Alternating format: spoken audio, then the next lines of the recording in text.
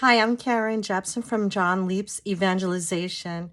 And today I just wanted to talk about today's scriptures. It's Sunday today, and I will take a little bit from the responsorial psalm. I will give you glory, O my King. I will bless your name forever. I will bless you day after day and praise your name forever.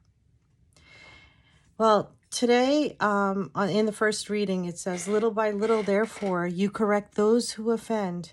You admonish and remind them of how they have sinned, so that they may abstain from evil and trust in you, Lord." So the story today of the gospel is when Jesus goes over to Jericho, and he goes through the town, and he's crowded because his works and his wonders and his storytelling opened their hearts to God, and he was bringing people in through love, being with them. Zacchaeus, who was one of their own, he was a tax collector. He was not liked very much. Well, he was intrigued by Jesus and he wanted to see him, but short in stature, you know the story. He went up the tree and Jesus came to him.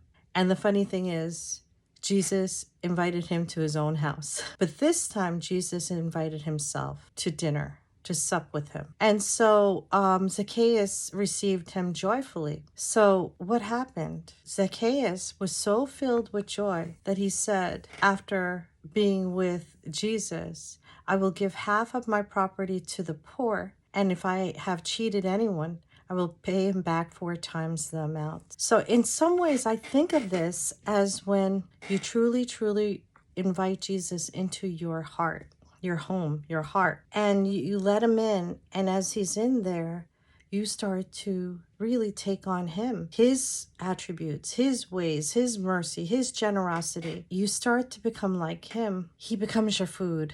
Yes, Zacchaeus brought him in for supper, but Jesus was the food that Zacchaeus ate, the food of life, the only food that brings true life of the Spirit. And the result is he lived almost immediately the life of a person who's been touched by God. "Your words were found, and I ate them, and your words became to me a joy and the delight of my heart.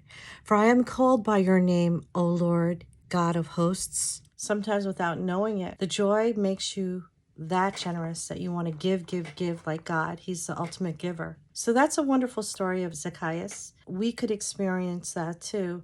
And another thing to note is that people say, "Open your heart and let him in." And yes, that's true. But sometimes God invites himself.